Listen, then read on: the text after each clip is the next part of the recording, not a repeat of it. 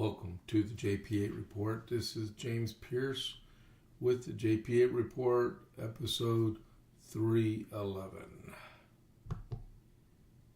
All right. Well, good morning, everybody, from a very, very cold Central Texas. It's like 14.3 degrees outside of Fort Hood because I'm in Copper's Cove. Unbelievable. Well, I'm glad I made it. I'm wearing a sweatshirt today, even though it's a little warm. I just came in from outside. I had let our half-frozen chickens out of their coop this morning. Never, when you have chickens or livestock or stuff like that, you got to take care of them, no matter what. All right, and I got up at 4 o'clock so I could do some show prep to make sure I'm ready for right now, and I didn't even want to turn the news on because it just keeps escalating, and we'll get to that in just a second. But are we even going to make it as a country? I mean, if you were able to listen to my Rumble Premium on Friday, I went over a very scary subject. And man, I tell you, wow. Okay, let's start over with today and get to where we need to be going and stuff. It's 26th January. Don't forget to please click that follow button, follow the JP8 Report, and then give us a thumbs up or like or a heart or whatever it is, or whether you're on YouTube or X or Facebook. I'm at Rumble. Rumble's the best. I broadcast through Rumble. I simulcast through the rest of them. So please, if you're also on these platforms, chat with me. Give me a chat. Talk to me.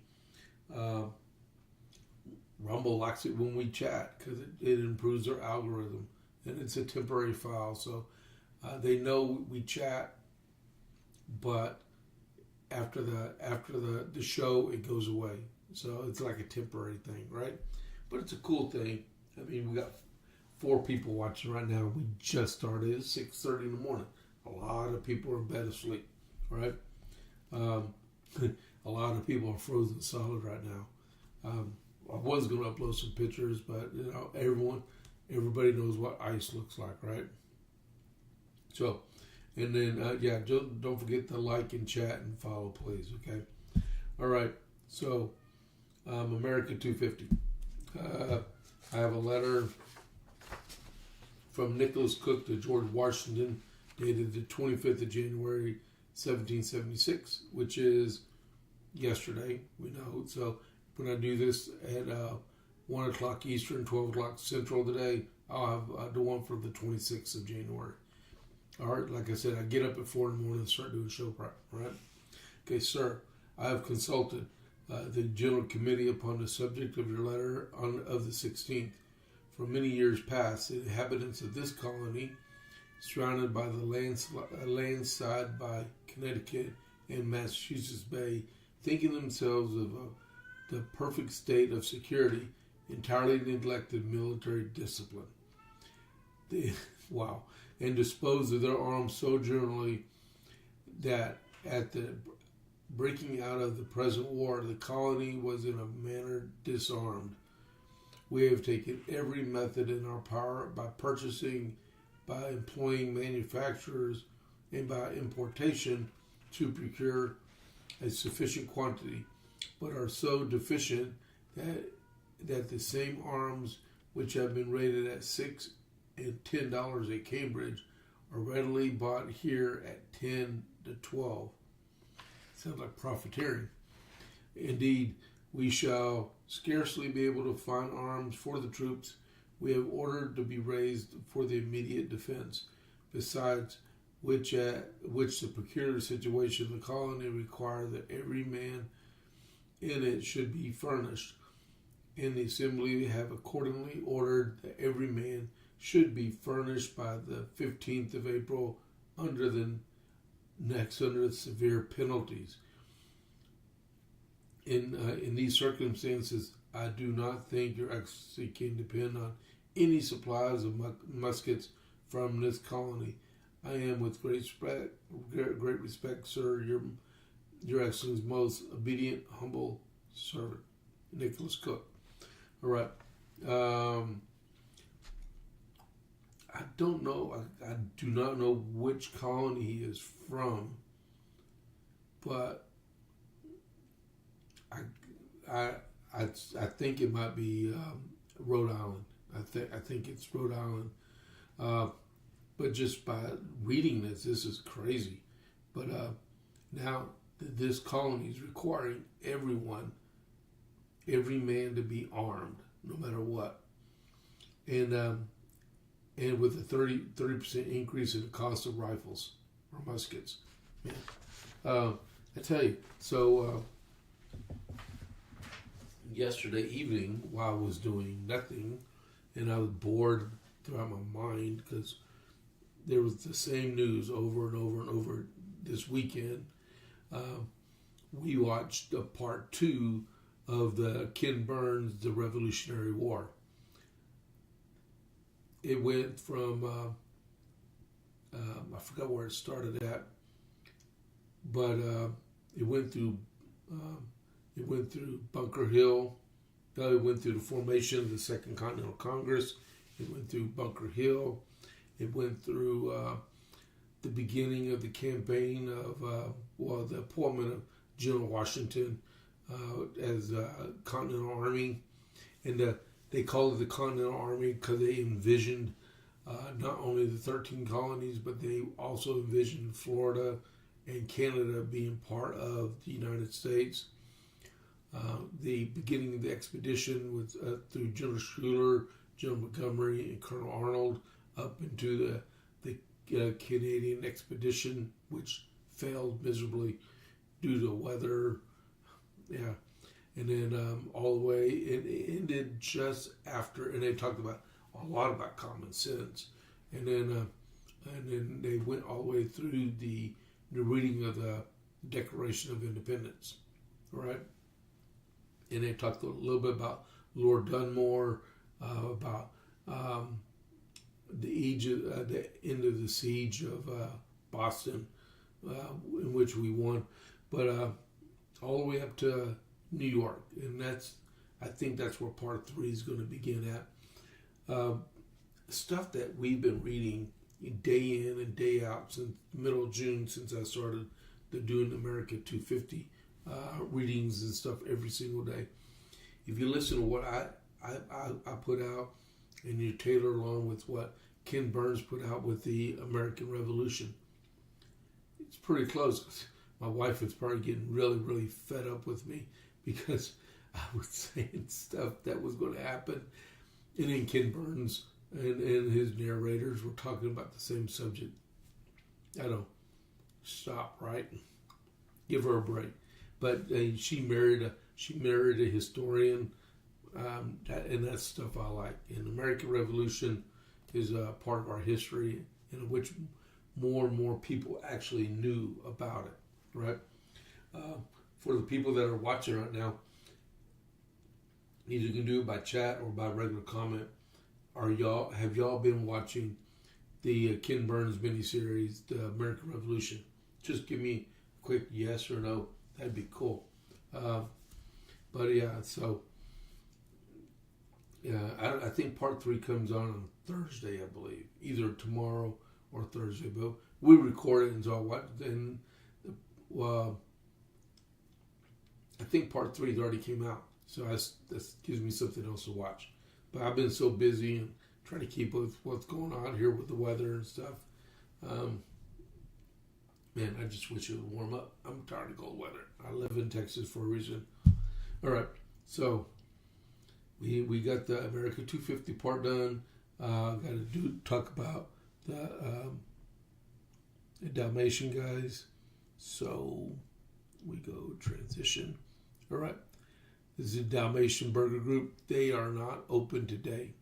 All right, they just started opening for lunch. They put out yesterday they will not be open today. But they make smash burgers and dogs right here in Copper's Cove, Texas. All their ingredients are homemade, including the buns. I know where they buy their meat at. It's all local, fresh. They're open this week from Tuesday through Saturday, 11 to 2 and 5:30 to 7, as long as the weather cooperates and they don't run out of food, right? And they're located on the west side of Copper's Cove, right? And then, oh man,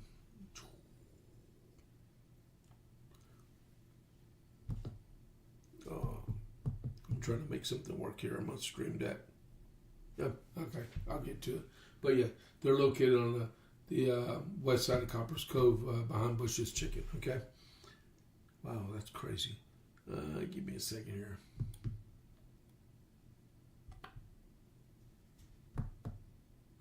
Nope, I gotta go back and fix it. I don't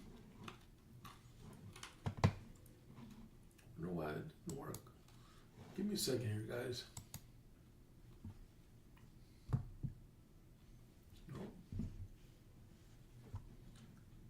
I got to do some a little bit of work here. Just a second here.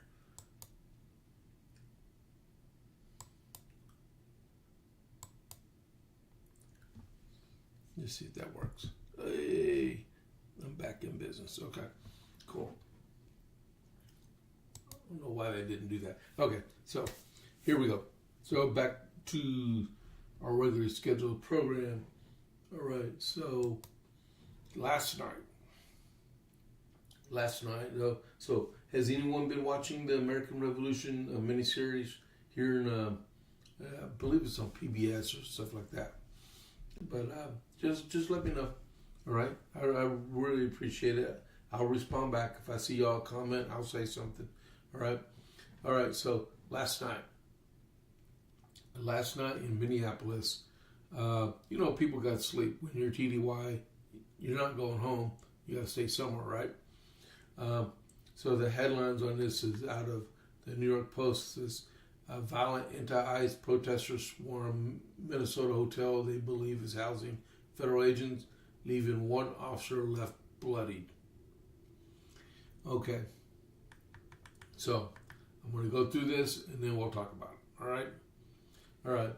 So anti-ICE protesters violently swarmed a Minneapolis hotel where they believe federal officers were staying, hurling items at people inside, smashing its windows, and graffitiing blank, blank, blank, blank, ICE across the building facade Sunday.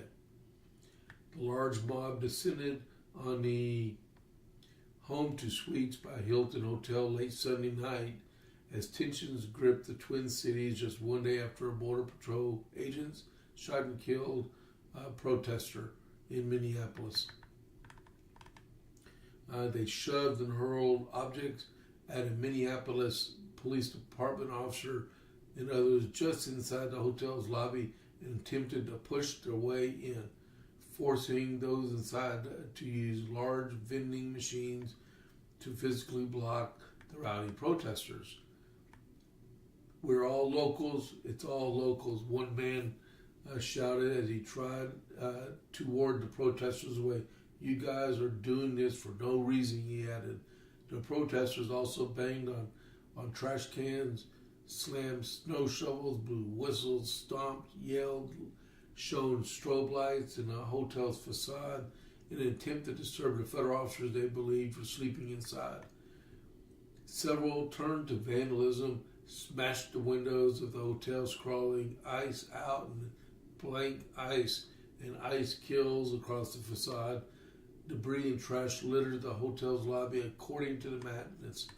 Swarms of heavily armed federal agents later arrived at the scene, spilling out of an armored vehicle. They quickly deployed tear gas, flashbangs, and dispersed the crowd. The Minnesota State Police and Department of Natural Resources, DNR, were called to assist Minneapolis police and with damage to hotel property at Home 2 Suites and on Universal Avenue. The Minnesota Department of Public Safety said in a statement on X just before 11 p.m. local time. While they collaboratively worked to encircle the group for arrest because the demonstration was not peaceful, federal agents armed without communication and deployed chemical irritants clearing the group. State Patrol and DNR are no longer on the scene. One federal agent who was guarding the hotel appeared to be bleeding from his nose or mouth. It wasn't immediately clear how he became bloodied. At least 2 people were taken away in cuffs. Good job. It wasn't immediately clear if any federal agents were actually staying at the hotel. A destructive protest follows a similar pattern of the shooting of Renee Good. And the night after her death, hundreds of rowdy protesters flooded outside of the Hilton Canopy Hotel where they believe immigration enforcement officers were staying. Good was the first protester killed by ICE in Minneapolis after she tried to weaponize her vehicle, which she did, as she was tailing it. ICE, we won't go into that part.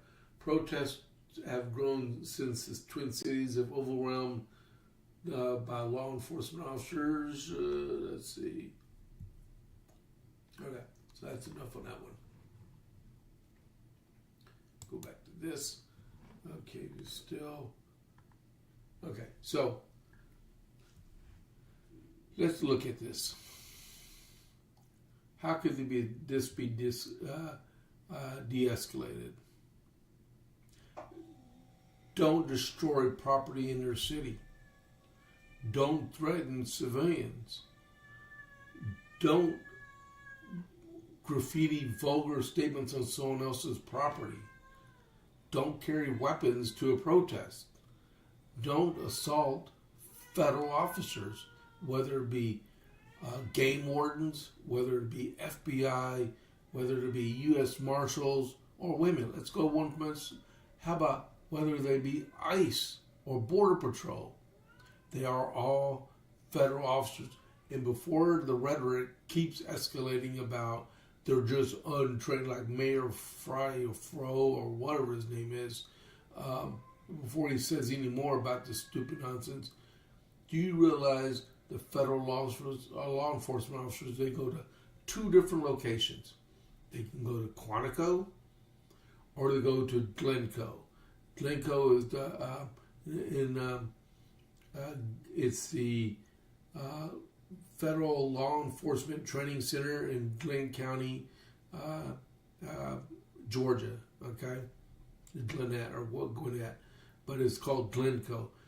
All law enforcement officers got to go through a 16-week training course to get qualified to be a federal law enforcement officer, and they're duly sworn in after that. So when you go out and say, well, they're a bunch of knucklehead McDonald's employees that throw a uniform on and throw a badge and a weapon on, no, they're not. These guys are I do believe that they still require you to have a college degree. And in the part of the Border Patrol, I do believe you're required to know Spanish also, right? And the majority of the Border Patrol are Hispanic at that, too. So this nonsense has got to end. What do you think? Could you imagine staying at the Home 2 Suites last night in Minneapolis, and you got an important business conference going on this morning, let's say at 9:30 in the morning, you got to be at let's say I'm about to buy a multi-million-dollar corporation or interviewing to be the CEO. Like, you know what? I want to catch some Z's at the Home 2 Suites. And about 11 or 12 o'clock at midnight, you got a bunch of these stupid knucklehead protesters out there banging drums and blowing whistles and destroying things left and right. And you got to get up early in the morning to prepare for an important meeting. And these people are destroying the hotel that you're staying at. It makes no good for nothing sense. Every one of those people should have been corralled, arrested, and thrown in a federal holding facility and charged with a federal crime. This is unbelievable. It's got to end. It's got to end. It's got to end. And I was thinking about this before last night. You know, I grew up in the 80s before I joined the Army. And I used to hear stuff about Immigration National, INS, right? Immigration Nationalization Service, right? They're precursor to ICE. And they would go through our country getting illegal aliens and taking them out of the country. Over and over and over. You never, ever, ever heard of protesters protesting illegal aliens staying in our country over and again. You only heard about this after President Otto Penn and his motley crew administration with, was it Alex Padilla, I think. No, was it Padilla? Well, whoever it was, the DHS cabinet secretary was. You know, President Otto Penn let hundreds of thousands upon millions of people in our country illegally, and the left and the Democrats and the socialists and the communists and people just like them let it keep happening. We want our country back. We want our high-paying jobs back. We want our security back in our country. The Democrats can help us, or they can keep preventing us. But the only way we're going to keep our country together is to allow ICE, Border Patrol, and Department of Homeland Security, and HSI to keep doing what they're doing to clear these people out. So we have our country, for Democrats, for Republicans, for Libertarians, for Green, for all of us. This is our country, and it's the responsibility of the United States government to keep it secure, right? Man, I froze my screen on my computer here. What in the world is going on with that? Do I attempt to refresh? No, I'll just let it go. I'll let it go. All right. So that is the current situation in Minneapolis. And the president put out some stuff about they're going to be doing a complete review. There's a federal judge that said he wants all evidence secure and preserved, and they're supposed to have a hearing about it this morning. I saw Todd Blanche, he's the Deputy Attorney General. He was on Fox News a while ago, and he was stating the fact that they had to evac the area on Friday, I think it was, or Saturday, from where the shooting happened, and then the state troopers allowed themselves to be overwhelmed, and they lost the crime scene. Go figure, right? This is crazy, right? So we will see what's going to go happen after the day. Let's see. At least the judge that's going to be entertaining the DOJ is a Trump appointee. But I'm not saying it won't go all their way, because there's a lot of very frustrated people. But after last night and these terrorists, I call them terrorists, rioters. I don't call them agitators. These guys are actually rioting. Anytime you completely destroy the area where you live, well, I can't even tell you if they live there, because they're probably paid rioters to come in and destroy everything in sight. All right, so let's go on with the rest of the news, right? So let's see. I'm going to talk a little bit about some articles I saw in the Texas scorecard, right? Okay, so here's this one article I got from late last week. Is Harris County District Clerk warns of growing control by Commissioner's Court. So here in Texas, you can be the county judge, you can be county commissioners, but then you have the treasurer, you have the district clerk, the court clerk, you have the tax assessor collector, you have the sheriff. I may be missing a couple other. You got the county attorney, district attorney. Every one of them are in the county, right? But they're elected also. And they're supposed to be independent. The only thing they get is their funds from the Commissioners Court to fund their entities for the next year, right? All right. So in Harris County, which is, if you didn't know, that's Houston, right? In the surrounding area. Harris County District Clerk, see, I just mentioned District Clerk is one of them. Marilyn Burgess is accusing Democrat-led Harris County Commissioners Court of exerting undue control over independently elected offices. In a statement released earlier this week, Burgess wrote that action, and she's not seeking re-election either. Burgess wrote that actions taken by commissioners have made it more difficult for her office to operate and have weakened the district clerk's independence.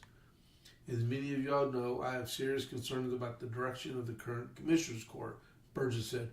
Rather than focusing on their core responsibilities, they have pursued pet projects and expanded efforts to consolidate power. Burgess said routine tasks that were once handled internally now face prolonged delays. She cited purchasing approvals, technological decisions as examples, noting that even basic processes have become unreasonably burdensome. The court seeks to dictate what type of IT equipment independent officers use and simply won't comply. They punish departments through budget appropriations. Like I was explaining at the very beginning, all their funding comes through the Commissioner's Court. It's approved through there, but they run their business. They run their offices independently of there, but they live at the desire of the Commissioner's Court for new computers or vehicles and stuff like that, right? So the only way you can really the dispute has now entered the Democrat primary after Burgess reversed a previous decision not to endorse a candidate. Well, that's her right.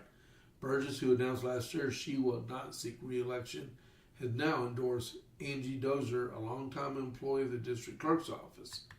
That's usually how it happens. So when a district clerk or a county clerk decides to retire, they usually get someone from in their organization that knows about their job to go. Well, this lady is a Democrat. The only thing I can see that will help improve the situation is getting a Republican in there, right? So I can see the Attorney General's office getting involved in something like this. You can't let them have their own budgets and procure their own budgets throughout the year, because then they would have to tax the property tax holders in Harris County or anywhere else that is in Texas. And, you know, we're already taxed enough as it is. Now you're going to throw another layer of taxation on us. So it has to come through the Commissioner's Court. It has to, right? All right. So next is the Texas Land Commissioner, Dawn Buckingham. And she backed the second offshore oil lease sale of 30 offshore oil leases that were part of the One Big Beautiful Bill. Okay, so what you don't know is that earlier during the Biden administration, Biden, or President Autopin, decided he and his motley crew of socialist Democrats wanted to block off millions of acreage inside the Gulf of America to prevent it from being developed for oil. So, pardon the stupid cat outside the door. She's being a pest.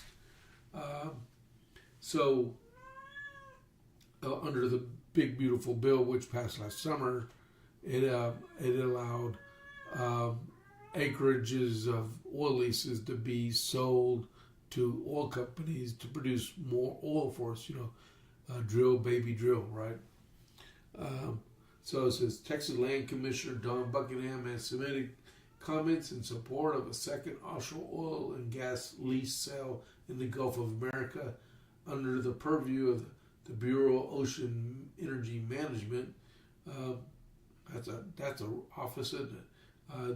The lease sales allow companies to explore drill for oil and gas in America's outer continental shelf. I believe that could go the depths of like 20,000 feet or something like that. Buckingham wrote in her letter sent to the BOEM that she appreciates the opportunity to comment on yet another proposed lease sale set for March. So if you're looking for oil leads in the Gulf of America, March is when it's going to be, which will have a direct impact on public education funding through the Texas Permanent School Fund, which allows tax rates in Texas school districts to remain lower.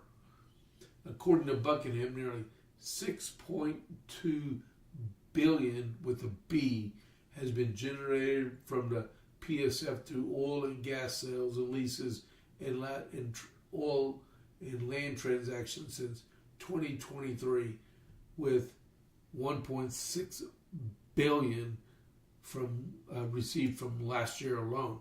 That's in the first year of the second Trump administration. As a steward of the land and mineral estate dedicated to the PSF, I celebrate all efforts to expand energy production in the Gulf of America, said Buckingham.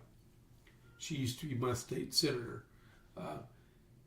Texas is the energy capital of the world, and we, the state of Texas and the federal government, must continue to take advantage of our vast resources and offshore capabilities to benefit all U.S. citizens.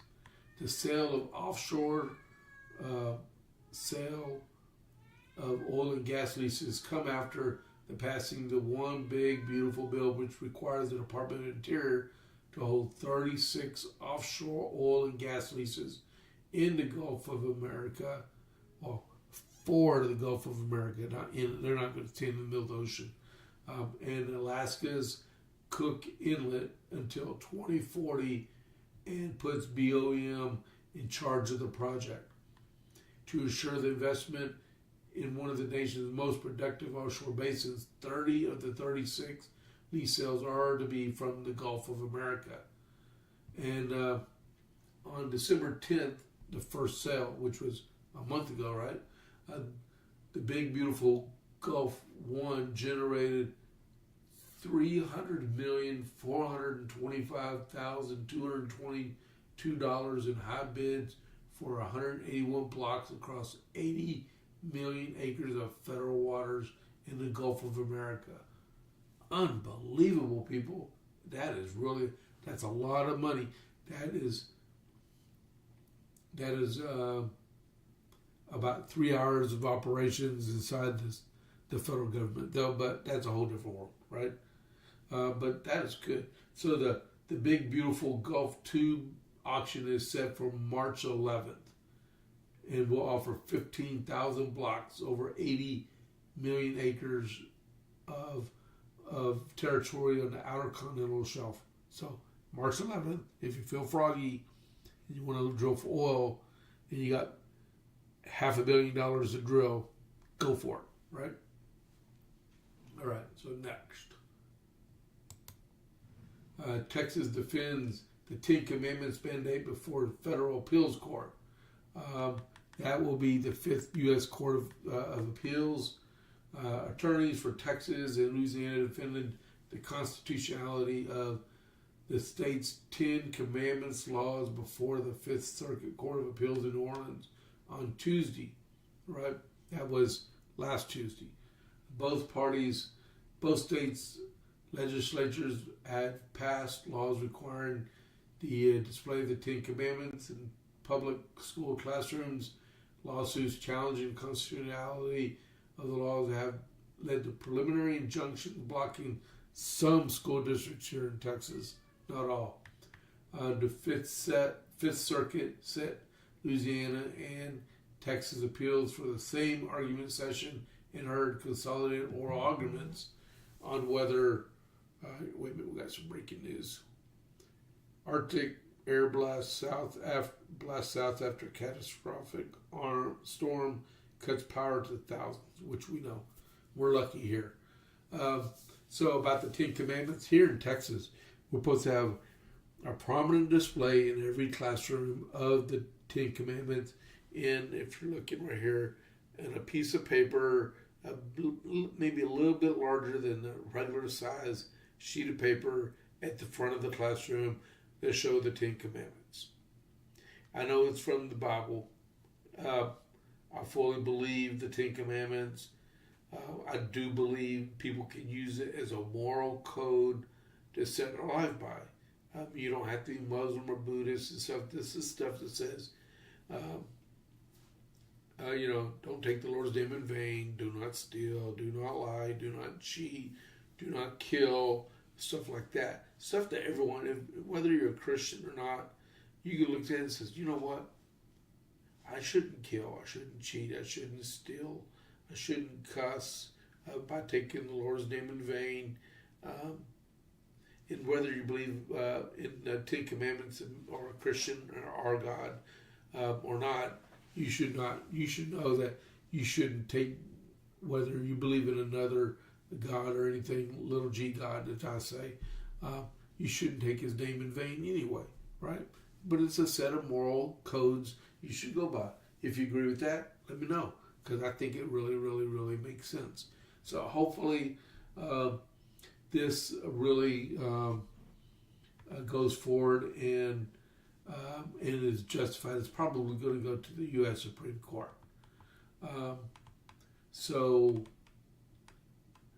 It's Senate Bill 10 in Texas, and it's House Bill 71 in Louisiana. All right. So thank you all for everyone that's watching so far. I really appreciate that. Well, we're at 7:06. Oh my goodness. Hold on, let me see something here.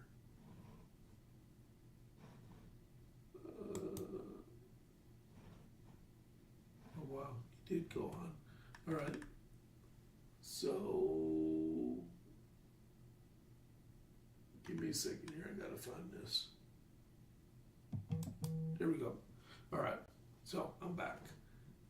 Give me back here. Nope, not yet. All right, so I'm back. All right, and I'm still frozen. All right, so next article on the Texas scorecard I'm talking about is Governor Abbott's backing Nate Sheets in the GOP primary to challenge Sid Miller. I don't know why he's doing that, because Sid Miller's doing such a great job as Agricultural Secretary. If you don't like him as Ag Commissioner, let me know. All right. I know he's been there for a while now. He's running for his third term of office. I've known Sid Miller since 2011 or 2012, something like that. So a major shakeup has hit the Republican primary as the Texas Agricultural Commissioner, with Greg Abbott endorsing challenger Nate Sheets over incumbent Sid Miller. Nate is a principled leader committed to fighting for the best interests of Texas agriculture, upholding the current law, and restoring the integrity of the office of the commissioner. Abbott praised Sheets as a first trade candidate who is laser focused on producing clean food for Texans and strengthening labor security to protect our border and our ag economy. Texas deserves an agriculture commissioner who is focused on promoting Texas's agriculture with zero tolerance for criminality. Nate Sheets is a true conservative champion for the job and is the leader we need to keep the Texas a global powerhouse in agriculture.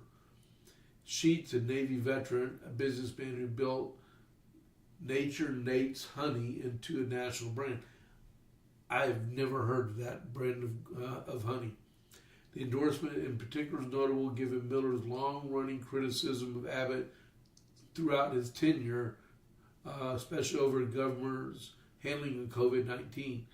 Miller has faced a challenger in each re-election race since first winning the office more than a decade ago, and allies within Abbott's political orbit have often helped fuel those efforts. But this marks the first time Abbott has officially endorsed one of Miller's opponents. And it says, Abbott's announcement also comes as an increasing number of conservative organizations have previously supported Miller backing back sheets in this cycle. Recently, campaign finance reports Miller's slipping in fundraising. Well, that's probably because he is he's been there for a while, and you can't always stay in office forever. I'm surprised that Governor Abbott's running for this term. I think this is probably his last term of office. But, I mean, Sid Miller's a great guy. He's a great rodeo guy. He loves horses. He loves agriculture. He's Sid. Sid will be Sid. And, I mean, him and the governor having tit for tats, that happens and stuff. So, I'm pulling for Sid Miller. You may pull for someone else. If you are able to chat, let me know. Do you like Sid or Nate Sheets to be the agriculture commissioner? I mean, I'm good either way. I prefer Sid Miller. We'll see how that goes on March 3rd. I do believe they're the only two in that primary. Next is Keller ISD was sued in federal court, and the federal court ruled that it was a frivolous lawsuit. So Keller Independent School District won that one in federal court. A judge dismissed a voting rights lawsuit by a left-leaning activist, which is good then, right? Which had attempted to revoke the decades-old system of electing trustees as racially discriminatory. It's a January 15th opinion by Justice Reed O'Connor followed the suit frivolous, unreasonable, and without foundation. So O'Connor dismissed all claims which prejudice and awarded Keller ISD its attorney's fees and ordered the plaintiff to show cause of why sanctions should not be imposed. Oh my goodness. And so the lawsuit is Vallejo versus Keller ISD asserted claims under Section 2 of the Voter Rights Act and the 14th and 15th Amendment, alleging that the district's at-large voting system denies Hispanic voters a fair opportunity to elect representatives of their choosing, legally diluting their votes. Are you serious? So, I live in Coppers Cove. Our city council election is at large, and our independent school district elections are at large. Our local college, if you look behind, I served at the city council, city council and at Central Texas College. All those elections are at large, and this person said it was discriminatory. That don't make sense. That don't make sense at all. I'm glad they lost.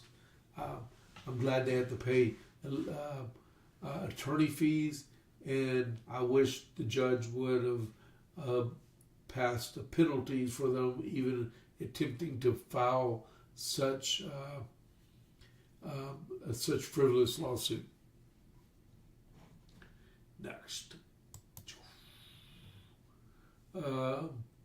So the Islamic Games that were scheduled to be at Sci Fair, that's over in Fort Bend County, I believe, just north of Katy, got canceled after Grapevine Colleyville Independent School District canceled theirs. It took a letter from Governor Abbott saying, CARE is a foreign terrorist organization.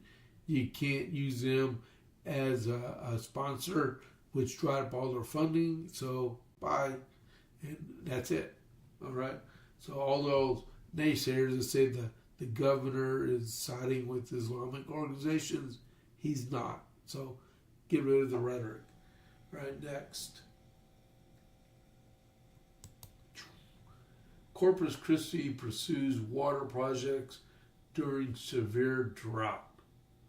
All right, so amid a severe drought, the city of Corpus Christi approved an agreement with Valero's refinery for the effort to conserve potable water. Corpus Christi is currently in stage 3 water restrictions, with reservoirs hitting dangerous low levels.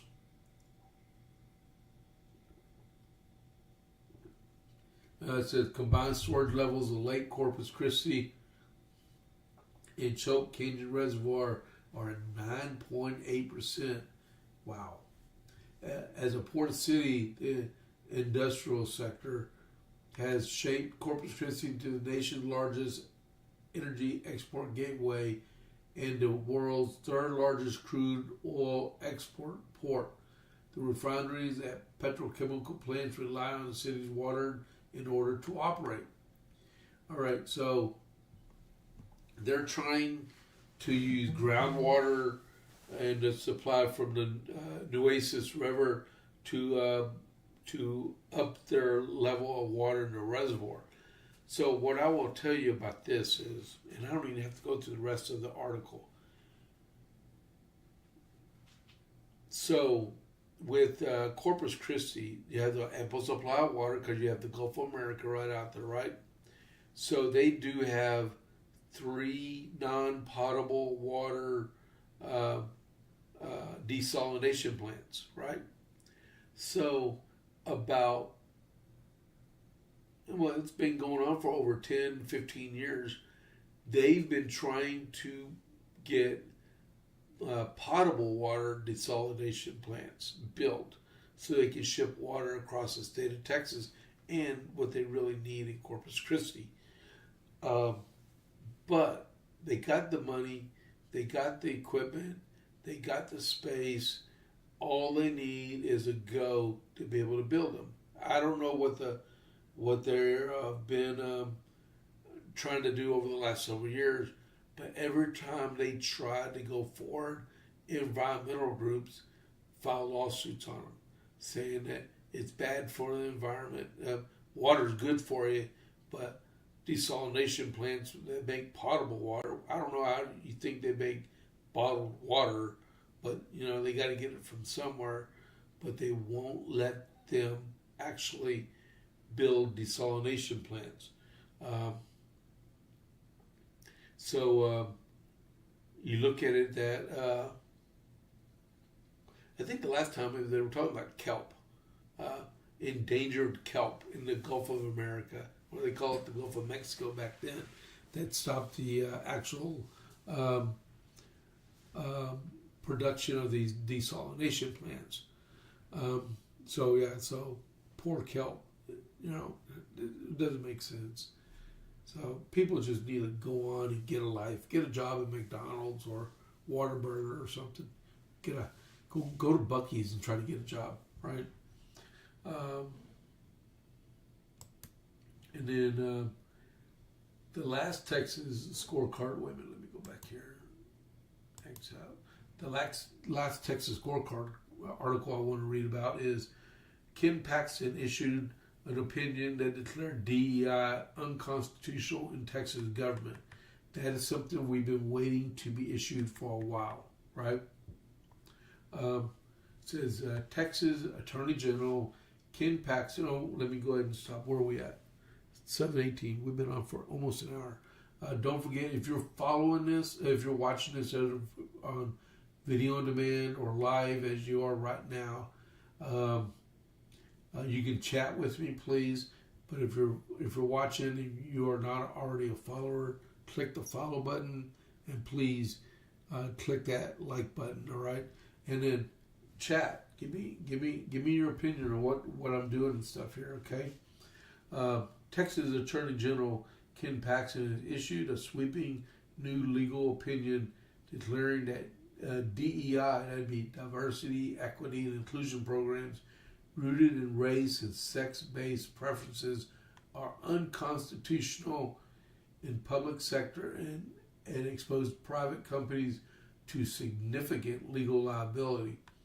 A 74-page opinion argues that government policies awarding opportunities or benefits based on skin color or sex cannot survive strict constitutional scrutiny and should be dismantled across Texas. An attorney general opinion is a formal written interpretation of the law issued by the state's top lawyer, typically in response to a legal question about how existing statutes or constitutional provisions should be applied.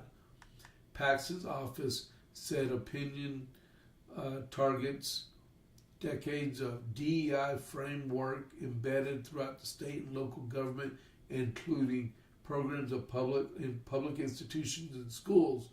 The Attorney General framed the action as a return to equal opportunity and rejection on what he called woke race-based favoritism.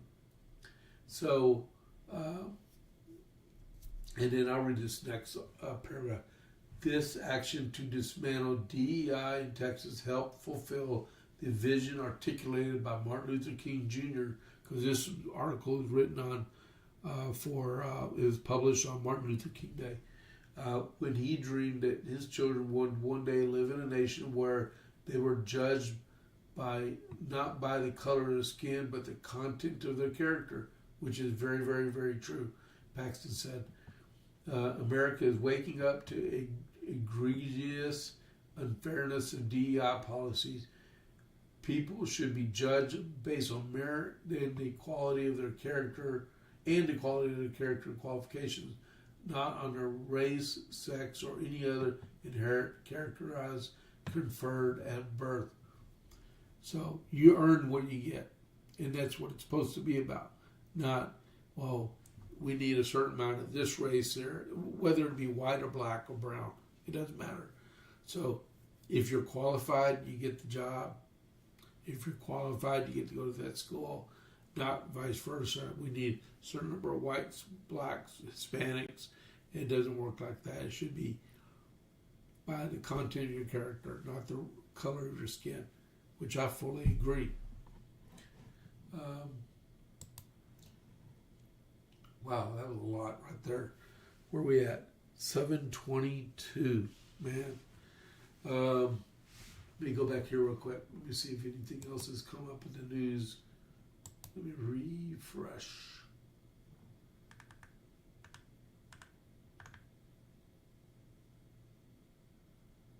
Nope, nothing yet. Immigrant remittance flows raise new concern over economic and security risk. Yeah, true.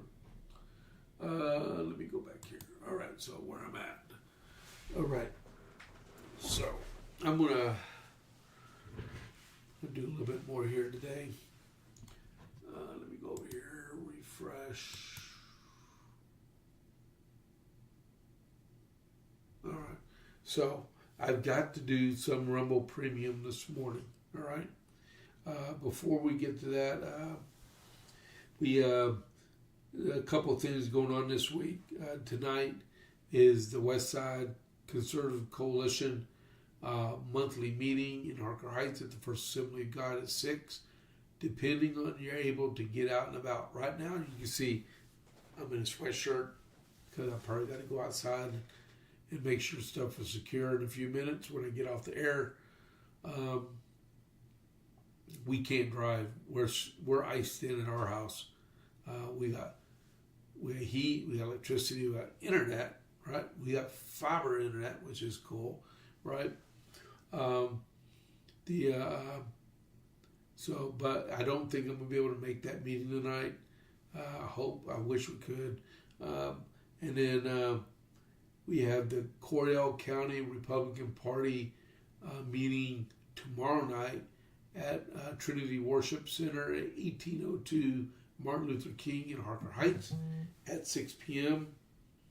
And, okay, I already read that. That's at 6 p.m. We're going to go over the detail of the Lincoln Reagan dinner, but the upcoming primary election, the debates that we're going to be having on the 7th and 9th of February. So it's going to have a pretty income meeting tomorrow evening. So come join us and watch us, precinct chairs, talk with our Republican Party chair for our county tomorrow evening. And then we do have our Lincoln Reagan dinner. Hold on just a second here. Our Lincoln Reagan dinner is going to be, and if you notice, I got a better looking picture now, right? I win. All right. So on February 21st at 6 p.m. to 8 p.m., we have the Lincoln Reagan dinner. Our guest speaker is Lieutenant Governor Dan Patrick. And tickets are $60 a person or $100 a couple. You can scan that QR code and then you get tickets right now. Or you can go to the Coryell County Republican Party Facebook page and you can click on the link there and you get your tickets that way also. All right. So that's February 21st. I'm securing my table probably tomorrow evening. So that'll be good. We're looking forward to this one.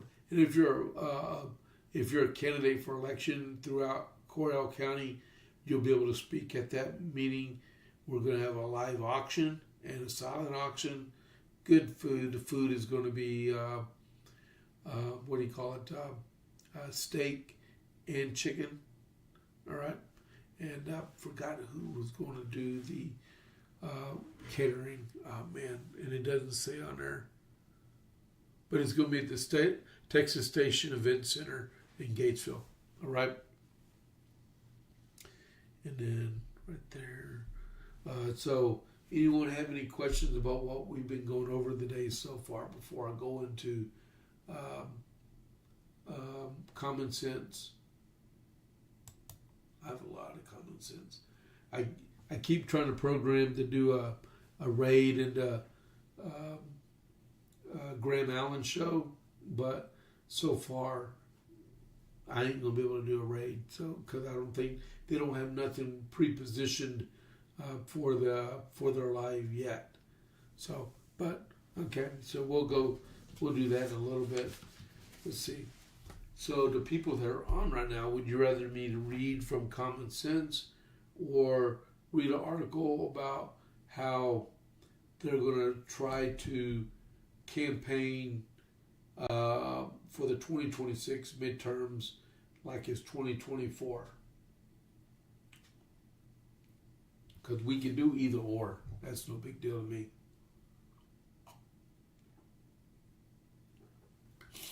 Okay, so no comments so far. So let's do it like this. I'm gonna push to Rumble Premium.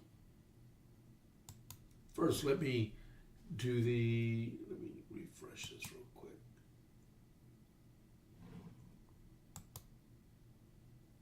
There we go. It looks much better. Much better. All right. So, all right. So, if you are watching non-premium, if you're a non-Rumble Premium member, I'm going to sign off with y'all really quick. All right. So, if you're looking for me, these are my socials. All right. X, Facebook, ScrewTube, True Social. All right.